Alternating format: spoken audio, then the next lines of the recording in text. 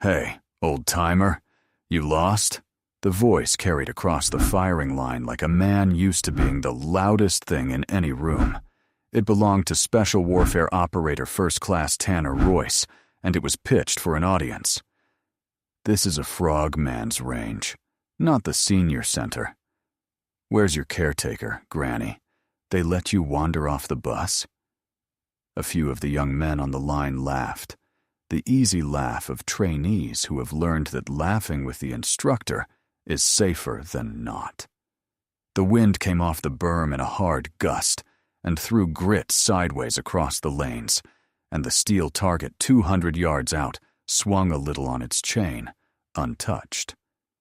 The old man Royce was talking to did not look up. He sat on a folding metal chair a few feet behind the rope, in a plain blue windbreaker zipped to the throat against the morning chill. His hair was white and combed back, regular and neat. His hands rested on his knees, perfectly still. On the left breast of the windbreaker, there was a single small pin, tarnished almost to gray, the kind of thing a man wears so long he forgets it is there. He had heard the boy. Anyone within 50 feet had heard the boy. He simply did not answer, and he did not move, and the not moving was a thing in itself. The stillness of a man who had waited out worse than a loud voice on a bright morning. It was a particular kind of stillness, and a man who knew what he was looking at would have found it more unsettling than any reply. Most old men, called out across a crowd, do something with their faces. They flinch, or they bristle, or they look for a friendly eye. This one did none of it. He held the line of his shoulders exactly where it had been, his hands open and loose on his knees, as though he had decided long ago how much of himself any stranger was ever going to get. The range was a Naval Special Warfare flat range, and this particular Saturday, it belonged half to the teams and half to the past. A banner sagged between two poles near the parking lot. UDT SEAL Association Reunion Range Day. Behind the rope sat a thin line of old men in ball caps and windbreakers, a few wives, a card table with coffee and paper cups.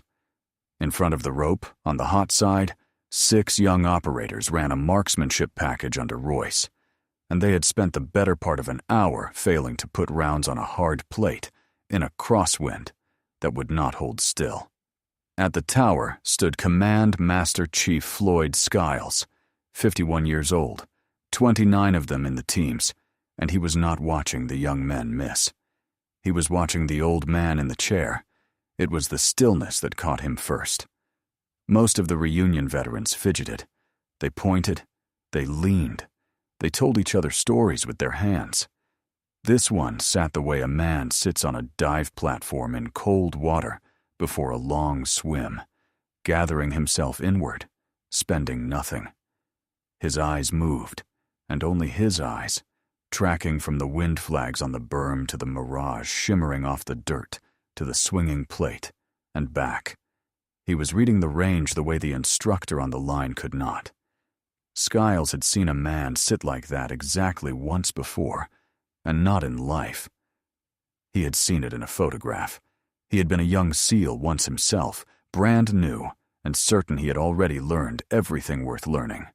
And an old chief named Duchesne had taken him aside in his first week and walked him down a hallway and stopped him in front of a grainy black and white frame above the quarterdeck. A boat crew. 4 frogmen on a riverboat in another century, and one of them in the bow with a line in his hands and his eyes somewhere off the edge of the picture. "Remember this one," Duchesne had said. "Not the famous ones. This one." And Skiles, 23 and impatient, had nodded and forgotten the name under the glass within the week, the way the young forget everything that has not yet cost them anything. But he had never forgotten the way the man in the bow sat, spending nothing. Eyes downriver in the dark. Out on the line, Royce had already turned back to his class, having decided the old man was beneath further effort. He set a young operator in the prone, talked him through a hold, and watched the round sail wide as the gust peaked.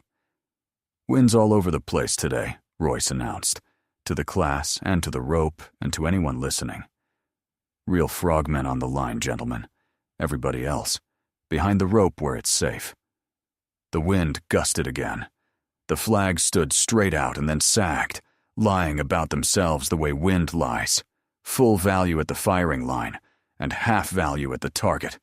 A trap that had eaten every round the class had fired all morning. The old man's lips moved. It was barely a motion. A few words spoken to no one, to himself, to an old habit. And down the line, one young trainee turned his head, because he had heard it. The trainee was Petty Officer 2nd Class Briggs Tennant, 24, on the line in the prone with a rifle that had embarrassed him for an hour.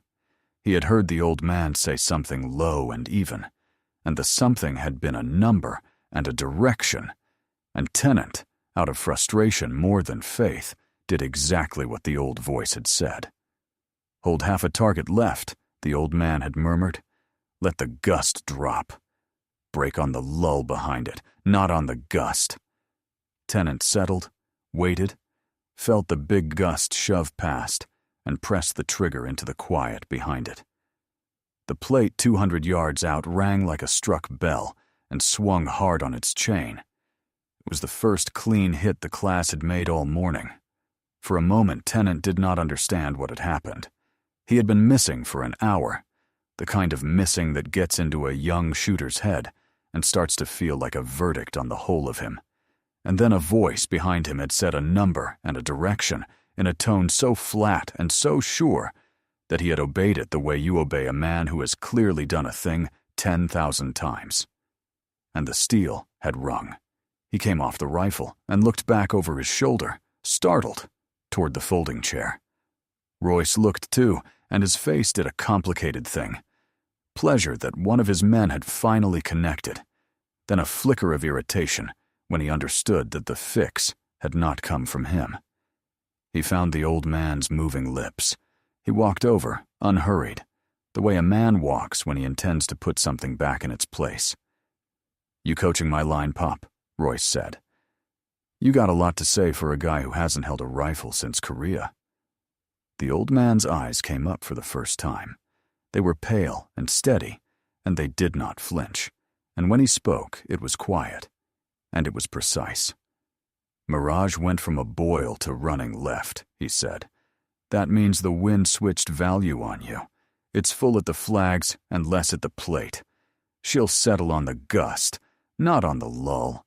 Your boy just proved it. You've been teaching them to break on the calm. The calm out here is the lie." Royce blinked. It was more words, and better words than he had expected, and for a half-second, the easy contempt slipped. It was not the kind of thing a wandered-in grandfather says. It was the kind of thing a man says who has called wind for other men with their lives riding on the call. Tennant, still on the line, understood dimly that the old man had just explained in 3 sentences the thing Royce had failed to teach them in an hour.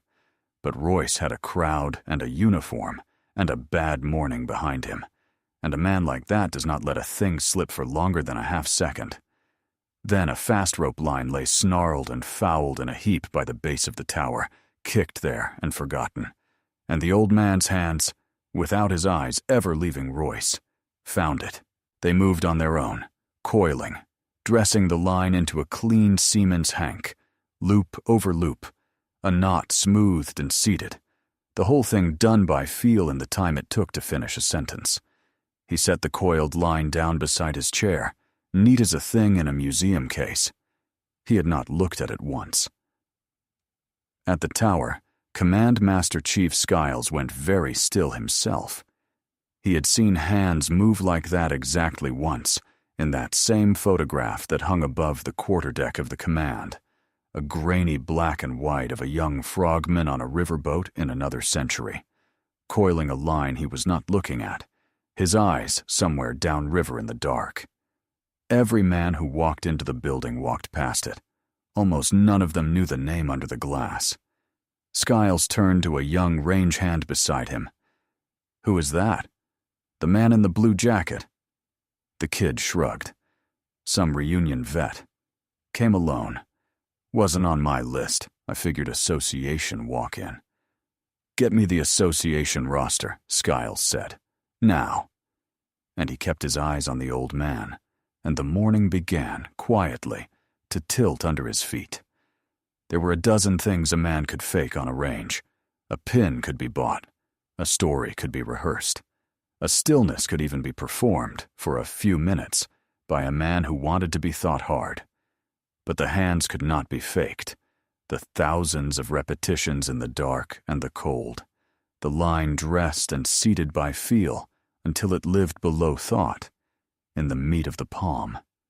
Skiles knew at a glance the difference between a man who had read about frogmen and a man who had been one.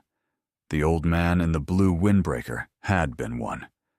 The only question left was which one. Royce did not feel the tilt. Royce felt a crowd, and a crowd was the one thing he had never been able to resist. He stepped back from the old man and pitched his voice up again. The showman's register, the one that reached the rope. "Gentlemen, we are honored," he said, sweeping a hand at the folding chair. "We got a celebrity coach today. Wandered in off the parking lot. Gonna teach Naval Special Warfare how it was done in the olden days." He grinned at his class. "What was it like, Gramps? Muskets? You boys had to reload between the British?" The young operators laughed, because he was their instructor, and the morning had been long, and laughing was easy. One of them, playing to it, held up a hand, and made it tremble like an old man's, and the laugh went around again. It is a particular cruelty, the cruelty of young men, in a group, who have found a safe target. None of them, alone, would have mocked a white-haired stranger on a folding chair. But Royce had opened the door, and the door being open made it permissible, and permissible slid into a contest to see who could land the sharpest line. Tennant did not laugh. He had heard the old man call the wind, and had felt the steel ring under his own trigger, and the laughing had started to feel like standing in a room where something was being broken that could not be put back.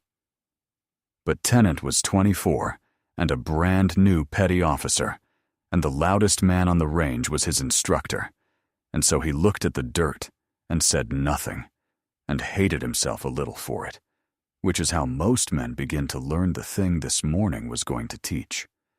Behind the rope, one of the reunion veterans, a thick old man with a Vietnam unit cap, started up out of his chair, his face going red. "You little—" The old man in the blue windbreaker lifted 2 fingers off his knee. Just 2. A small motion, but the old vet in the cap saw it and stopped, as though a hand had been laid flat on his chest. "Let it run, Bill," the old man said, low, not turning his head. "Sit down. Boys like that always tell you who they are, if you let them talk long enough." Bill sat. Royce, sensing he had a winner, dug for more. He pulled his phone from a cargo pocket and held it up, framing the old man in the chair. "Smile for the teams, Pop," he said. "This one's going on the wall. The day a real frogman taught us all how it's done." He laughed at his own joke. "Boys, get in. Let's get a picture with the legend." The old man did not smile. He looked into the little black lens the way a man looks at a thing that does not frighten him, and the narration of his face was the absence of any reaction at all. He had been photographed before, on a mudbank in the dark, by men who had wanted very badly to know his face so they could end it. A boy with a telephone did not move him. 2 of the young operators drifted over to crowd into the shot, grinning, and then drifted away again when the old man would not perform, would not scowl, would not bluster, would not give them the angry grandfather the bit required. His refusal to play made the whole thing curdle, and a few of the watchers behind the rope looked at their coffee, suddenly uncomfortable, and said nothing. That was the thing none of them could quite get past, that he gave them nothing to push against. A man who fights back can be beaten, and a beaten man is funny. A man who simply sits, unmoved, turns the joke around without lifting a finger, until the laughter starts to sound thin, even to the people making it. The reunion veterans behind the rope knew exactly what they were watching, and it sat in their chests like a stone, because they knew the boys on the line were a few sentences away from a humiliation they would carry for years. One of the wives leaned to her husband and whispered, "Who is that?" And the old vet named Bill said under his breath, his eyes wet and furious, "That's one of the originals, sweetheart. That's one of the first of them, and that boy is going to wish he'd been born mute."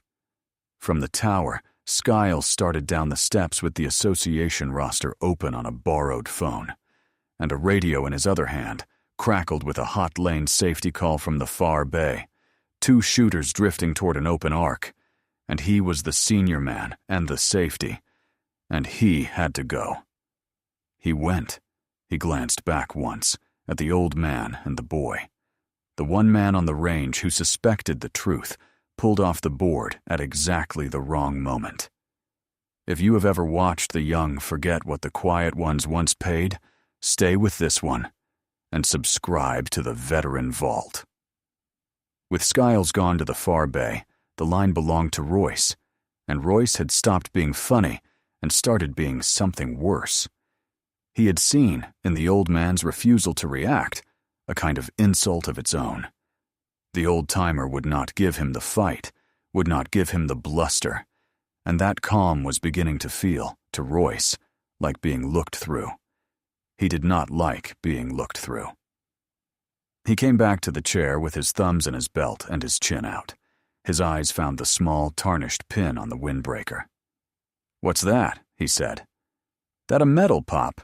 You wearing a medal you bought in a surplus bin?" He leaned down.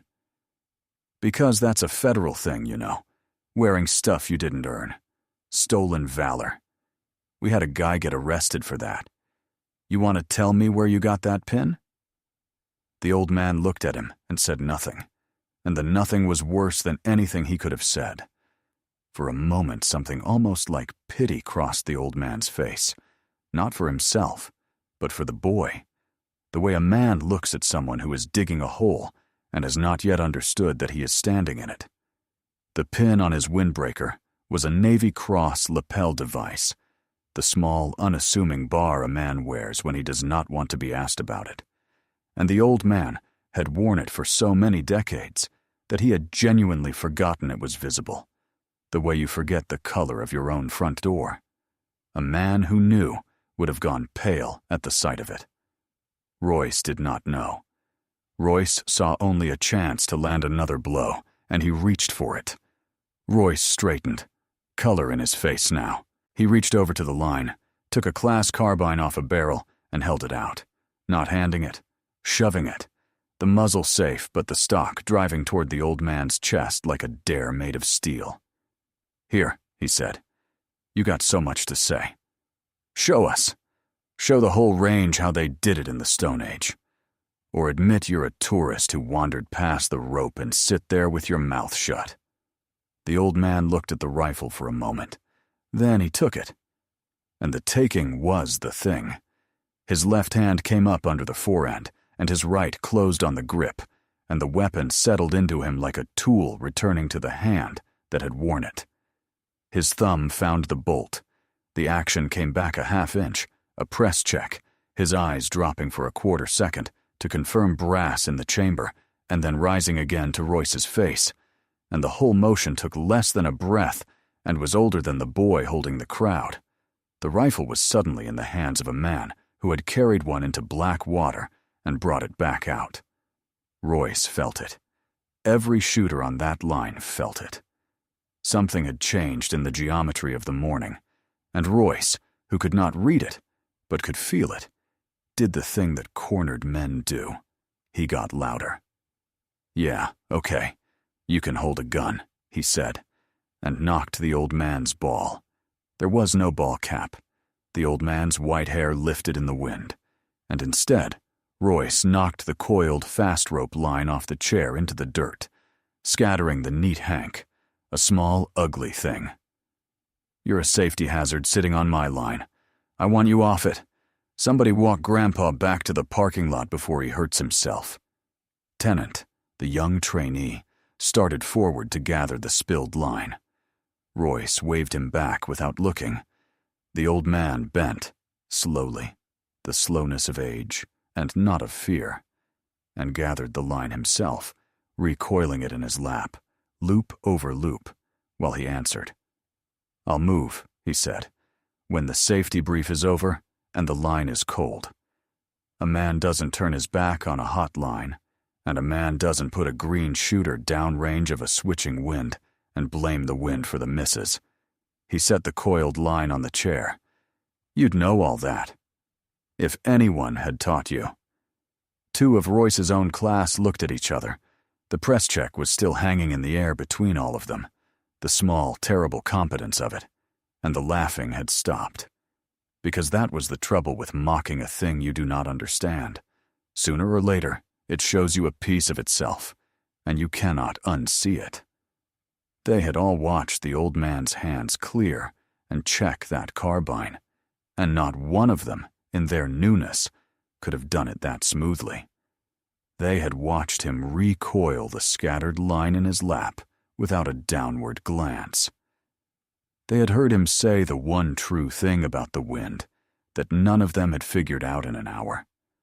The geometry of the morning had shifted under Royce's feet, and he could feel it shifting, and instead of stepping off the ice, he stamped harder, which is the oldest mistake there is.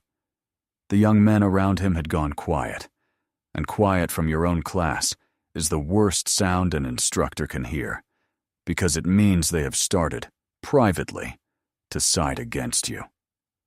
Skiles came back off the far bay at a walk that wanted to be a run. He had cleared the hot lane, chewed two distracted shooters into the dirt, and the whole time the photograph above the quarterdeck had been sitting behind his eyes. He came up the line and read the scene in one glance, the way a senior man reads a scene. The carbine in the old man's hands, the scattered then recoiled line, the boy with his chest out, the class gone quiet and uneasy. He put himself between them. "Petty Officer Royce," Skiles said, and his voice was flat and low, and it stopped the morning cold. "Step off him! Now!" Royce opened his mouth. Skiles did not let him have it. "I said step off." Royce stepped off. Skiles turned to the old man, and he did not ask his name. He asked a different thing, the thing one frogman asks another, to see if the answer comes back in the right language. 11, Skiles said, or 12. The old man looked up at him, and for the first time that morning, something moved at the corner of his mouth that was almost, not quite, a smile. 11, he said. Before there was a trident to pin. We wore a different frog then. It was the right answer, and more than the right answer. A man reading from a book would have said the team number and stopped. Only a man who had lived it would have added the second half. The small, true detail that the insignia itself had changed, that he came from the time before the badge every man on this range had bled for, even existed. It was the kind of thing you cannot look up, because no one thinks to write it down. Skiles felt the floor of his stomach drop away. Underwater Demolition Team 11. A plank owner, one of the men who had been there at the founding, before the SEAL teams, as the boy on the line understood them, existed at all, when they were still frogmen in the truest sense, men who swam ashore in the dark, with knives and charges, and came back, or didn't. The photograph above the quarterdeck was a UDT-11 boat crew. Skiles had walked past it 10,000 times. He turned on Royce, and his voice dropped to something only the nearest few could hear, which made it worse.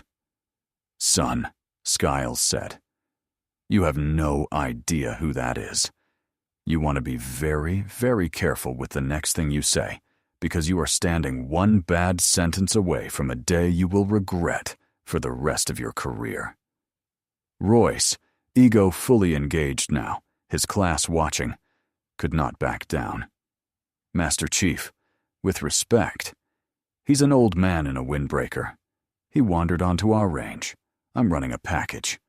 You've been mocking a plank owner, Skiles said. One of the first frogs there ever were. The men in your community came out of men like him. He was swimming up rivers in the dark before your father was born. He looked at the roster glowing on the phone in his hand, at one line of it, and then at the old man's face, comparing it to a photograph 57 years gone, and the certainty rose in him like cold water.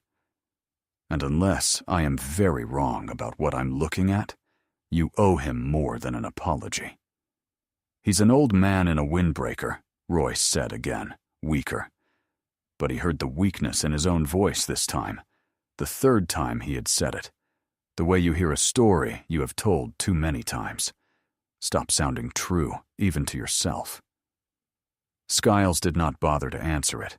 He had the roster open, and he was reading a single line on it, and his lips moved over a name. And then he lifted his eyes to the old man's face and held them there, the way you hold a match to a wick. The crowd had drawn in close without anyone deciding to. The families, and the range hands, and the old frogs behind the rope, all of them feeling the way you feel before weather breaks, that pressure drop in the air that tells the body a thing is coming before the mind can name it. What the boy in the pressed cammies didn't know is what the next 10 minutes would teach him. Subscribe so you do not miss it. The river had no moon on it the night Augustus Hargrove earned the name they would put in the citation, and the name they would never put anywhere. It was 1969. He was 22 years old, lean as a whip, and quiet in a way the other men had learned to trust, and they had stopped calling him Gus somewhere in training and started calling him Moray, for the eel that lives down in the black water and the rock crevices, the one you do not see until it has already taken hold, the one that doesn't let go of a thing once it has decided to keep it. He went into the dark, and he came back with whatever he had gone in for. That was the whole of the legend, in the beginning. He went into the dark, and he came back. That night the team cast off a boat onto a narrow tributary of the Mekong, 4 frogmen sliding into water warm as blood, to recon and mine a moored sampan running supplies to men who were killing Marines upriver. Hargrove swam point. The water was thick and slow and smelled of mud and diesel, and he moved through it the way he always did, spending nothing, all economy, 2 fingers reading the current. They had briefed it as a soft job. Most of the bad ones briefed soft. In and out, no contact. Home before the heat came up over the trees. They had blacked their faces and taped their gear so nothing rattled and gone over the side of the boat one at a time without a splash, and the river had taken them in and closed over them, and for a while there had been only the warm dark and the slow pull of the current, and the sound of his own breathing held down small. Hargrove had loved it, in the way you can love only the thing that might kill you, the cleanness of it, the way the world narrowed to the next handhold, and the next breath, and the man on your hip. Marty Cawley was on his hip that night, where a swim buddy is supposed to be, close enough to touch, and twice on the way in, Hargrove had felt Cawley's hand brush his calf in the dark, the small signal that meant, still here, still with you, the only conversation 2 frogmen need. They reached the cache. They placed the charges. And then the night went wrong, the way nights do. A sentry where no sentry should have been. A shout. And then the dark came apart into muzzle flash and the flat, hard cracks of rifles, and the water around them stood up in little white spouts. Back to the water, Hargrove had said. Not loud. Never loud. Go. I've got the bank. He held the mud bank alone while the other 3 broke for the river, putting himself and his rifle between the guns and his swim buddies. And that was the part the citation would describe in careful, bloodless language. Held an exposed position under heavy fire, with complete disregard for his own safety, to cover the withdrawal of his element. The part the citation would not describe was Marty Cawley. Petty Officer Second Class Marty Cawley, 21, swim buddy, the kid from a town in the Ohio Valley, who carried a photo of a girl he was going to marry, and talked too much in the boat, and went silent and perfect the moment they hit the water. Cawley took a round in the water on the exfil, out past the reeds, and went under. Hargrove found him by feel in the black, got a fist into his harness, and then he swam, 2 miles down that current in the dark, on his back, towing a man heavier than himself, talking the whole way in a voice pitched under the water and the gunfire and the night. "Stay with me, Marty. Kick if you can. I've got you. I've got you. We're going home. Both of us. Kick." He did not know at what point in those 2 miles Cawley stopped kicking. That was the thing he could never get back. The exact moment the weight on the end of his arm went from a man he was saving to a man he was carrying. He had kept talking the whole way, because to stop talking would have been to admit it, and he wasn't ready to admit it. So he talked, and he kicked, and he towed, and the night would not end. By the pickup point, Cawley was gone, and had been gone, Hargrove knew, for most of the swim. He brought him in anyway. He laid him on the deck of the recovery boat and would not let the others take him, and he pressed 2 fingers to the kid's still chest as though he might start it again by will. The Navy Cross was for holding the bank. The men who wrote it up meant it, and it was true, and he wore it for the rest of his life, and it never weighed anything at all. The weight was the other thing. A man can earn the second highest medal his Navy can give him, and still measure the whole of his life by the one he could not bring back alive.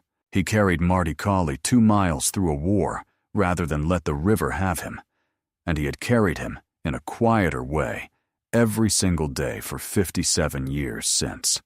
On the deck of the boat, the young frogman pressed 2 fingers to his swim buddy's chest and bowed his head for 1 beat.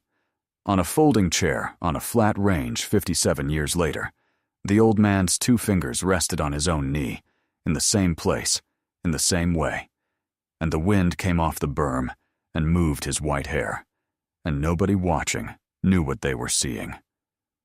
Royce should have stood down. Skiles had given him the door twice, and a 3rd time with his eyes. But the boy had a crowd and a wounded ego, and those 2 things together have ended more careers than enemy fire. He stepped around Skiles, reached down, and grabbed the old man by the shoulder of the windbreaker to haul him bodily up out of the chair. "I set off my line," Royce said. The old man let the hand land. He let it close on the fabric of his shoulder. He did not resist it. And that was its own kind of warning, the way still water is a warning. But Royce did not know how to read still water. Then the old man's right hand came up. It did not strike. There was no violence in it that a camera would have caught. The hand simply closed around Royce's wrist, and the grip was iron. 57 years of salt water and rope and rifle in it. A hand that had towed a dead man 2 miles through black current and had never once let go of a thing it decided to keep. And Royce, a young SEAL in the prime of his strength, pulled and could not move it. He pulled again, and his wrist stayed exactly where the old man had decided it would stay. It was not a contest of strength, and that was the part that frightened him later. A contest he could have understood. He was young and strong, and he trained for strength. This was a hand that had decided, and a body that no longer argued with what the hand had decided, and a stillness behind it that no amount of muscle could push through. The old man had it the way a stone has weight. For 1 full second, the boy looked into the old man's face and saw finally what was actually sitting in the folding chair in front of him. "You don't put your hands on a man on a hotline, son," the old man said. Quiet. Even. I taught that to better men than you, and some of them are dead because the lesson came at a bad price. Take your hand off my shoulder." He released the wrist. He had made his point, and he had not hurt the boy, and the not hurting was the loudest thing of all. Royce took his hand off the old man's shoulder. "Last chance, Royce," Skiles said behind him. "Stand down. Walk away." But Royce, rubbing his wrist, his face hot, did the last stupid thing. "Prove it," he said. "All this talk. If you're some legend, get on the line and prove it, or get off my range." The old man looked at him for a long moment. Then he stood, slowly, gathering himself the way a diver gathers before he goes off the platform. And he stepped to the firing line, and he took up the carbine, and the whole range went quiet to watch the old man embarrass himself. He did not glance at the wind flags the way the trainees had, anxiously, over and over. He read them once. He read the mirage running off the dirt, the boil of it, the way it leaned. He let a gust come through and shove past, and he felt the timing of the wind, the way you feel the timing of a wave you are going to swim under. "Full value," he said aloud, "to no one, to himself, to 57 years of it. On the gust, not the lull. Center mass." There was a thing the body remembers that the mind cannot reach, and the old man's body remembered all of it. The cheek weld, the loose but sure grip, the way you let the front of the rifle settle and stop arguing with you before you ask anything of it. He did not hurry. Hurrying was for men who were afraid of the shot. He had stopped being afraid of the shot in a place where the shot was the least of what could happen to you. And what was left, when the fear burned off, was only the arithmetic and the patience. The class watched him the way you watch a man walk out onto thin ice, half of them wanting him to fall, half of them, the better half, beginning to suspect he would not. He settled the rifle into his shoulder, and his breathing slowed. And on the peak of the next big gust, the exact gust that had eaten every round the class had fired all morning, he pressed the trigger. The plate 200 yards out rang dead center and swung hard on its chain, the sound rolling back across a range where no one was breathing. The steel was still swinging. Nobody on that line was laughing now. Into the ringing silence, Command Master Chief Skiles took one step forward, and he said the word that ended it. "Moray." The old man came off the rifle. He turned his head, and for the first time all morning, he looked at someone the way they had been looking at him, and his pale eyes found Skiles's face and held it. "Master Chief Augustus Hargrove," Skiles said, and his voice carried now, pitched for the whole range, because the whole range needed to hear it. "Underwater Demolition Team 11, plank owner, call sign Moray, Navy Cross, 1969, for an action on a river most of you have never heard of, covering his swim buddies off a bank he had no business surviving." He turned to his men, and he pointed, not at the old man, but back over his own shoulder, toward the command building they could not see from here. That photograph above our quarterdeck, the Frogman on the riverboat coiling the line, the one every one of you walks past and never asks about. He looked back at the old man in the blue windbreaker. "That's him. That's the man. He was 22 in that picture, and he is sitting on our range, and you," his eyes cut to Royce, "called him Granny." Royce's face went through it then, all of it in the space of 3 seconds.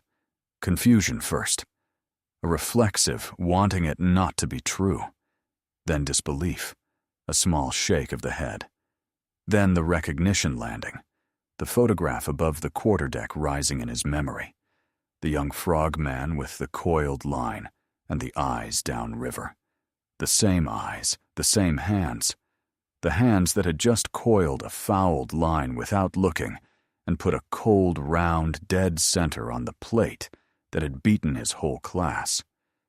And then, last, the horror, the full understanding of it, that he had shoved a rifle into the chest of a Navy Cross recipient, had grabbed a plank owner by the shoulder, had photographed him for a laugh, and called him Granny in front of the teams and in front of the old frogs who built them. It is a strange thing to watch a man understand, all at once, the true size of the mistake he has made. Royce did not crumble. He simply stopped being the loud version of himself, and underneath it was a younger and smaller man who had grown up on stories of exactly this kind of legend, who had wanted, once, to be worthy of the men in the photographs. That boy looked at the old man in the blue windbreaker, and his eyes, against all his will, filled. Skiles came to attention. A serving command. Master Chief, 29 years in, brought his heels together and his hand up and rendered honors first to an old man in a windbreaker in a folding chair who outranked nothing on paper and outweighed every soul on that range in the only currency that mattered there. Behind the rope, the old frogs rose. They came up out of their folding chairs one by one, the thick old man named Bill and all the rest, white-haired and slow and certain, and they stood. The class snapped to. Tenant, then the man beside him, then the whole line, and then everyone. The families, the kid from the tower, the range hands, every soul who could stand, stood. Attention on the range, Skiles said, though no one needed telling now. We are in the presence of a plank owner.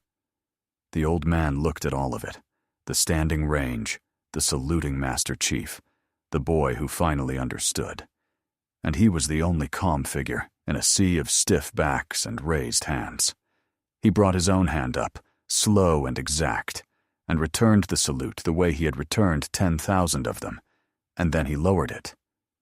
As you were, he said quietly, all of you, as you were. It's a fine morning, and there's still good light. Don't waste it standing around looking at an old man. But they didn't sit, not right away.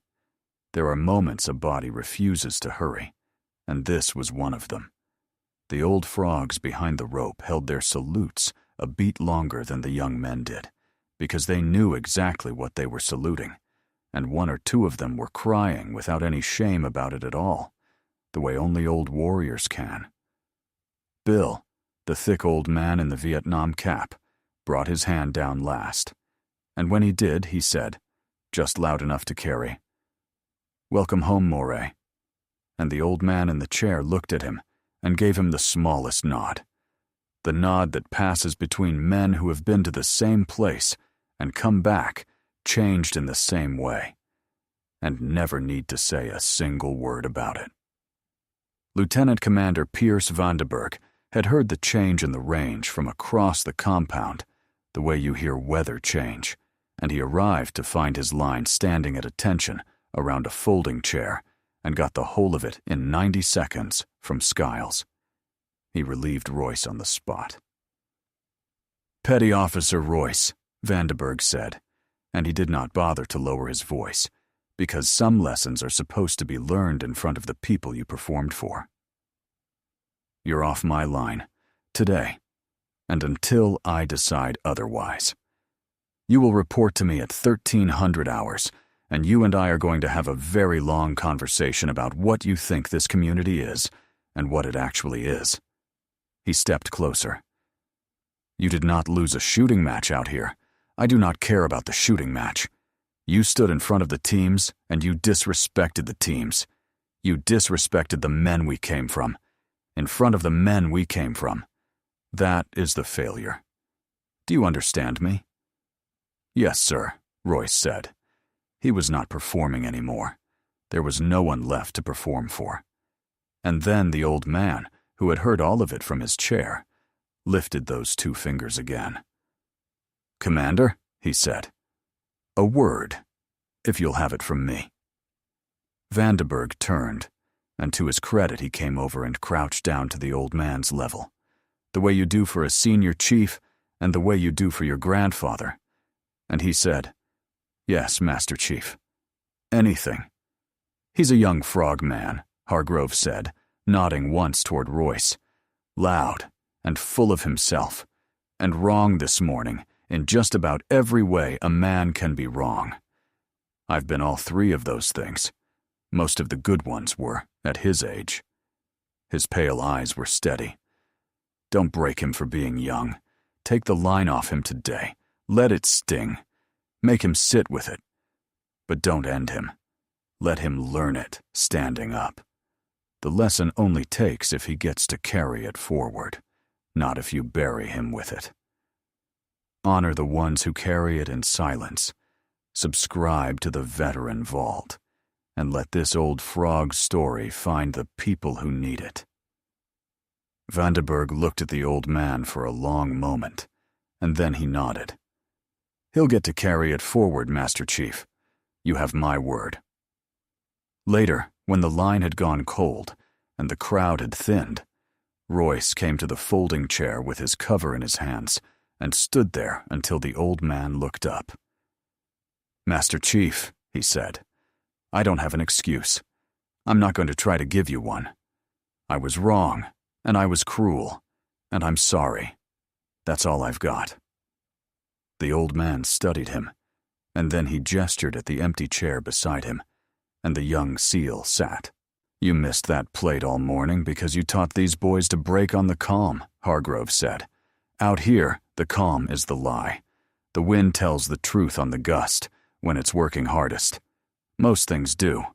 Break on the gust. Center mass. He almost smiled. Now you know one thing an old man taught you. Don't waste it. And son, never turn your back on the quiet ones. You don't know what they're carrying. The loud ones tell you everything.